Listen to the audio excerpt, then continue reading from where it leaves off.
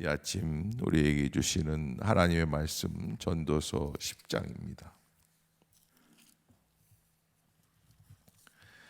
한 절씩 교독하겠습니다. 죽은 파리들이 향기름을 진하게 만드는 것 같이 적은 우매가 지혜와 존귀를 난처하게 만드느니라.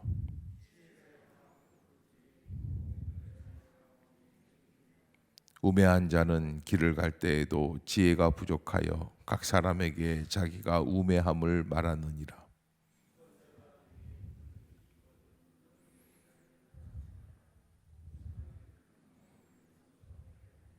내가 해 아래서 한 가지 재난을 보았노니 곧 주권자에게서 나오는 허물이라.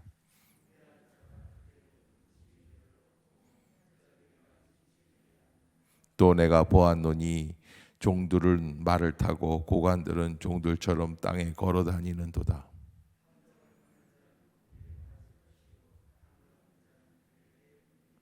돌을 떠내는 자는 그로 말미암아 상할 것이요 나무들을 쪼개는 자는 그로 말미암아 위험을 당하리라.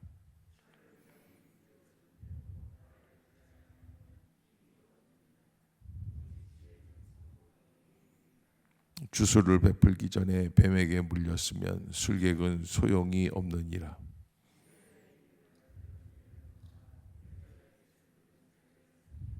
그의 입의 말들의 시작은 우매요 그의 입의 결말들은 심히 미친 것이니라.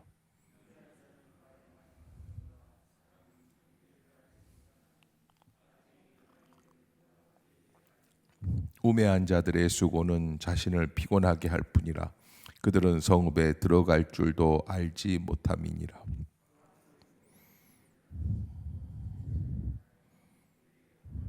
왕은 귀족들의 아들이요 대신들은 취하지 아니하고 기력을 보하려고 정한 때에 먹는 나라여 내게 복이 있도다.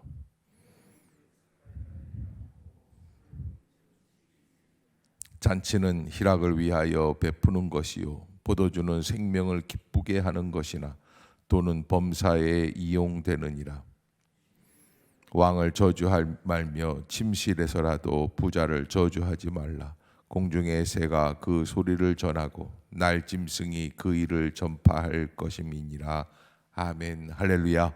이 아침 죄전을 찾으신 여러분들에게 하나님의 은혜와 평강이 함께 하시기를 축복합니다. 오늘 전도서 10장은 우리에게 한 가지 단어를 주고 있죠. 그게 바로 우매함, 우매. 우리나라 말로 말하면은 보통 미련한 사람 이렇게 표현할 수가 있을 것입니다.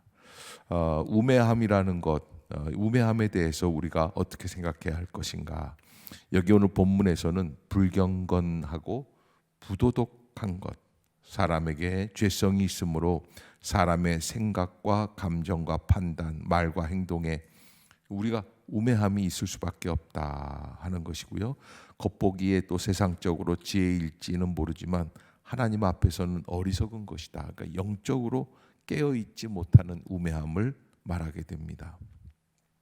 그렇다면 지혜는 무엇인가? 지혜는 하나님을 경외하고 그의 계명들을 지키는 것이라 했는데 성령의 감동으로 그리고 성경 교훈에 따른 생각과 판단과 말과 행동이다. 그래서 로마서 8장에는 그런 말씀이 있어요. 육신을 쫓는 자는 육신의 일을, 영을 쫓는 자는 영의 일을 생각하나니 육신의 생각은 사망이요 영의 생각은 생명과 평안이니라. 그래서 갈라디아서 5장 16절에 성령을 쫓아 행하라 그리하면 육체의 욕심을 이루지 아니하리라. 그러니까 여러분 성령을 쫓아 행하는 것이 지혜이고 우매함을 극복할 수 있는 비결인데 어떻게 해야 감당할 수 있는가? 야고보서 3장 17절에 위로부터 난 지혜는 첫째 성결하고 다음에 화평하고 관용하고 양순하며 긍휼과 선한 열매가 가득하고 편벽과 거짓이 없다라고 말씀하고 있습니다. 우리가 이 우매함에 대해서 이걸 하나님 앞에서 분명한 분별력이 있게 감당할 수 있기 위해서는 하나님 앞에서 죄가 얼마나 무서운 것이며 또 죄가 우리 인생에 주고 있는 악영향들을 생각해야죠. 그래서 오늘 전도서 10장에서 1절에 죽은 파리들이 향기름을 악취나게 만드는 것, 참기름이 아니라 향기름을 얘기하는 것은 향유를 얘기해요. 요즘으로 말하면 향수를 말할 수도 있어요. 이 향유는 이건 보통 이렇게 응집된 게 아니죠. 그래서 굉장히 아주 조금만 발라도 냄새가 확 올라올 수 있는 그런 그윽한 향유인데, 그 그윽한 향유라고 할지라도 누가 들어가면, 죽은 파리가 들어가면. 그래서 여기 이 죽었다라고 하는 게 아주 굉장히 주요를 이루어요. 죽어 있으면 냄새가 납니다. 살아 있으면 들어가지도 않습니다. 그래서 우리의 심령 가운데 죽어 있는 영적인 모습들이 없는가, 죽어 있는 삶이 없는가. 여기 오늘 본문에서 그렇게 이야기를 합니다. 8절에 보면은 함정을 파는 자는 거기에 빠질 것이요 담을 허는 자는 뱀에게 물리리라. 이게 죽어 있는 지혜예요. 여러분, 사실은 함정을 파면 어떻게 하려고 함정을 파는 거죠? 다른 사람을 빠뜨리려고 함정을 파는 거예요. 그런데 자기도 그 함정에 빠질 것을 생각해야지 돼요. 담을 헐면 예전부터 돌담 같은 데에는 뱀들이 숨어서 살았습니다. 담을 헐 때에는 뭘 주의해야지 됩니까? 뱀이 나올 거를 주의해야지 됩니다. 그렇게 우리가 이해하고 볼 수 있어야지 되는데, 그런데 미련하고 죽어있는 지혜들은 분별력이 없다는 것이죠. 그러기에 우리가 하나님 앞에서 어떠한 인생을 살아가야 하는가 하는 것, 여기 오늘 10절에도 보면 철 연장이 무디어졌는데도 나를 갈지 아니하면 힘이 더 든다 그랬는데, 우리의 인생에 무디어진 날들을 갈아낼 수 있는 그런 믿음의 심령, 이게 성령의 역사죠. 그것을 잘 기억하고 어떻게 살아가야지 되는가. 12절 한번 같이 읽겠습니다. 시작. 지혜자의 입의 말들은 은혜로우나 우매자의 입술들은 자기를 삼킨다 그랬습니다. 그러니까 여러분, 언어 생활에서부터 시작을 해봅시다. 나는 어떠한 말들을 합니까? 그래서 은혜로운 말, 덕스러운 말, 복된 말, 진실을 얘기한다고 하면서 다른 사람의 상처를 찌르는 사람들이 있어요. 남의 아픈 점을 찌르는 분들이 있어요. 남의 연약함을 찌르는 사람들이 있어요. 이거 지혜로운 말이 아니에요. 이거는 우매한 자의 말이에요. 그래서 정말 지혜자라는 것은 인생을 살아가는 일에 있어서 깊은 통찰력을 가지고, 지금 상황과는 좀 맞지 않는 것 같아도 어떻습니까? 지혜자의 언어를 갖고 있으면 나중에 보면 왜 그렇게 이야기했는지를 알 수 있게 된다는 거예요. 그래서 이 13절에도 보면 그의 입의 말들의 시작은 우매요, 그의 입의 결말들은 심히 미친 것이다. 이게 언어에 있어서 어떤 언어를 가지고 있는가 하는 것을 깊이 생각해야 하는 것이죠.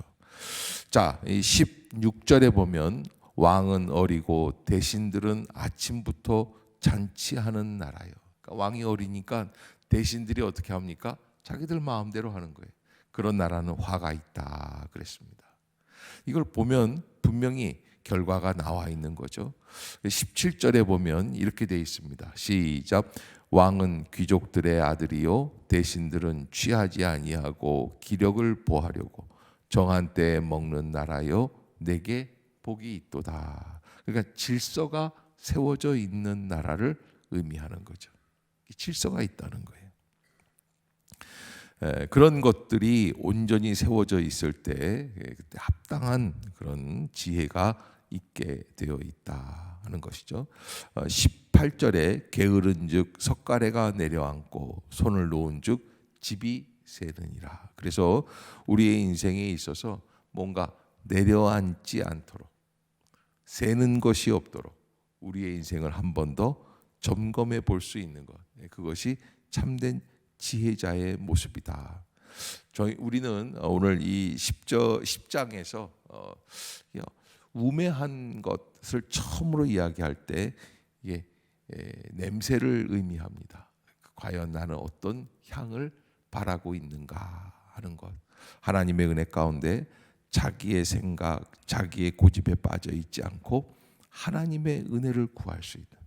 그래서 성령의 역사를 깊이 사모하며, 여러분 사도행전에서 보면은 가만 보면 놀라운 게, 지금 예수 그리스도를 믿고 있었던 제자 공동체 120명이 마가다락방에 모여가지고 기도하고 있을 때 그 공동체의 모습을 보면 정말 패배자의 모습이죠. 부족한 사람들입니다. 그런데 그들이 모여서 하나님의 이름으로 깊이 기도하고 간절히 구할 때 하나님은 그 공동체가 세상을 이길 수 있는 능력 있는 공동체, 아멘, 그런 공동체로 변화시켜 주시는 거예요. 여러분, 성령의 역사는 그만큼 귀합니다. 인간의 머리대로 자기가 편한 대로만 머리를 쓰는 것은 그거는 참된 지혜가 아닙니다. 이 참된 지혜라는 것은 나라를 세울 수 있고 교회를 세울 수 있고 가정을 세울 수 있고, 자기가 편한 대로 하는 게 아니에요. 자기가 원하는 대로, 자기가 먹고 싶은 대로, 자기가 살고 싶은 대로 그렇게 하자는 게 아니에요. 하나님께서 주시는 그 질서를 세워나가기 위한 그런 노력이 필요한 것이다. 이게 참된 지혜다라는 것을 우리에게 말씀해 주시는 것이죠. 그때 진정한 은혜의 향이 우리의 심령 가운데 다시 시작이 될 것이다라는 것. 여러분 잊지 마시고 믿음으로 승리하는 복된 한 주간, 또 오늘이 5월 첫날입니다. 그런 은혜의 달이 될 수 있기를 주의 이름으로 축복합니다. 기도하겠습니다.